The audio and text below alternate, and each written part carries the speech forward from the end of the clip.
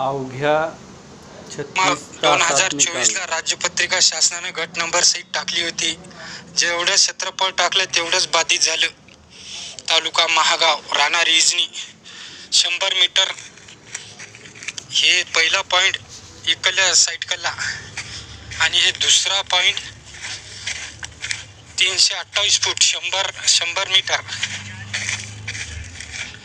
2024 मार्च तिसऱ्या महिन्यात 24 तारखेला टाकलेली राजपत्रिका क्षेत्रफळ आणि गट नंबर टाकली होती. तेवढेच क्षेत्रफळ बाधित केलं. तालुका महागाव, इजनी शिवार, जिल्हा यवतमाळ. मार्किंग दोन्ही साईड केली. मार्किंग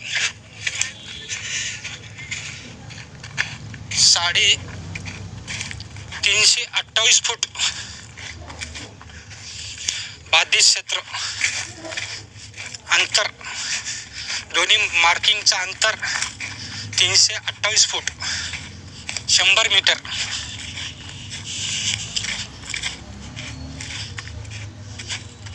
इजनी 300. हे तो मार्किंग आणि हे मार्किंग.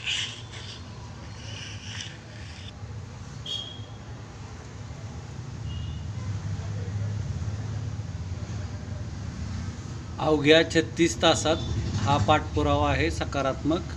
माझ्याकडून त्यांना विचारण्यात आलेलं आहे किती दाखवत आहे क्षेत्र. 1 हेक्टर माझं क्षेत्र बाधित झालं. सर, तुम्हाला तुमच्या परिवाराला नवीन वर्षाच्या गुढीपाडव्याच्या हार्दिक शुभेच्छा. तरी देखील भावनुक न होता मी अगदी प्रॅक्टिकल राहून त्यांना कॅनल पावती जतन केली का विचारलं. त्यांनी थम्सअप पाठवले. मी परत प्रश्नार्थक विचारलं.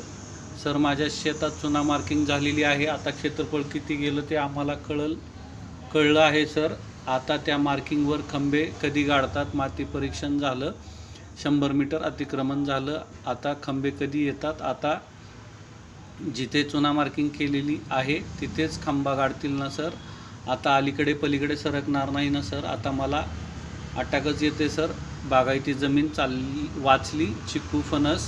सर, माझ्या प्रश्नाचे उत्तर दिले नाही हो किंवा नाही. मार्किंगबद्दल मी विचारलं. अलीकडे पलीकडे सरकणार नाही ना, याबद्दल मी व्हिडिओ बनवलेत. तर अत्यंत भावनिक क्षण आहे हा. आज आमच्या शेतात आम्ही काळी यायची पूजा केली. तर यांच्या सन्मानार्थ आज आपण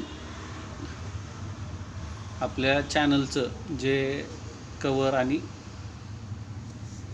प्रोफाईल आहे ते